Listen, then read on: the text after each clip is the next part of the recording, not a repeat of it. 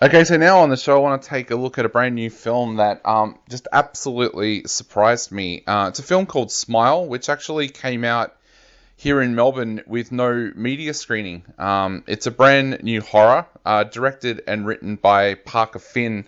And to be honest, I wasn't sure what to expect from this film.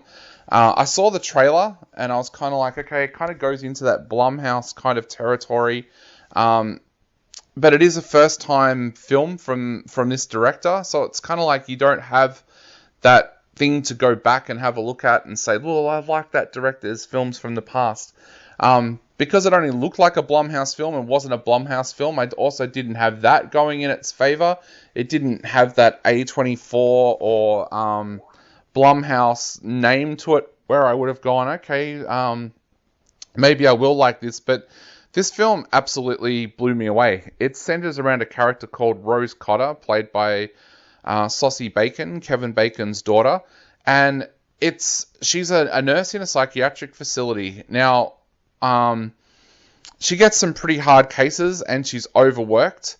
And then one day, a young girl who's clearly disturbed, called Laura Weaver, played by Caitlin Stacey, comes in. She's got no history of mental illness at all, but within minutes of being sat down by Rose, tells her that this thing is following her. The next moment, she kills herself graphically in front of Rose. Now, that disturbs Rose. She tries to get support from her fiance, Trevor, played by Jesse T. Usher, but he doesn't really seem to be the kind of guy that knows what to do. At the same time, she's also got her ex, Joel, played by Kyle Gallner, a cop who wants to help her as much as possible. And the first time we see him in this movie, she kind of treats him quite badly. She is kind of separated from her sister, I guess is the right way to put it. They're not really close. It's her sister Holly, played by Gillian Zinser. It feels like Holly really only contacts Rose when she wants something.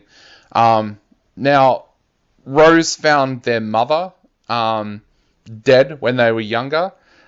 So you kind of get a bit of a feeling that she resents Holly for that Holly left home and left her with those kinds of problems. Her mother had mental illness as well, which is it kind of alluded that's the reason why Rose has gone into this line of work, even though for her she finds it rewarding, but it's not financial rewarding, which some people don't seem to understand.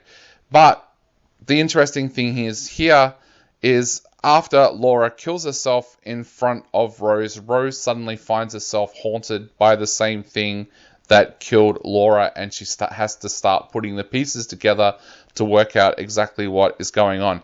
Now, I found this to be a really, really good film. I'm surprised that they did not do a media screening for it here in Melbourne, because this is a really good horror. This is the kind of horror that I've watched and I'm like, right, I want a number two. I want to see more from Parker Finn because he does such an amazing job with this as a writer and director. It's kind of up there with that Black Phone kind of side of suspense. There's a few times in here where they go for the kind of lazy jump scare, but for the most part, this film is generally scary. It's creative with the horror. I won't go too much into that because that would be a major spoiler, but it's very, very creative with its horror.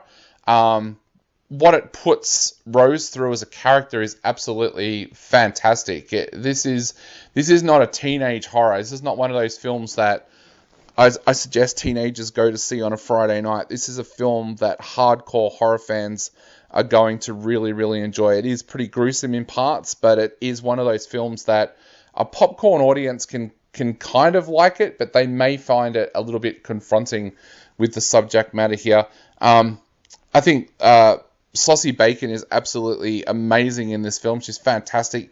Kyle Gordon is great as well, as is Caitlin Stacey, who is an Aussie actress that I think it's a pity we haven't seen more of over the years because she is very, very good. I am going to give this one 4 out of 5. I know I've given a few 4 out of 5s recently, but this is an amazing film, so I'm giving it 4 out of 5. If you like good horror, don't miss it. Go and see it straight away.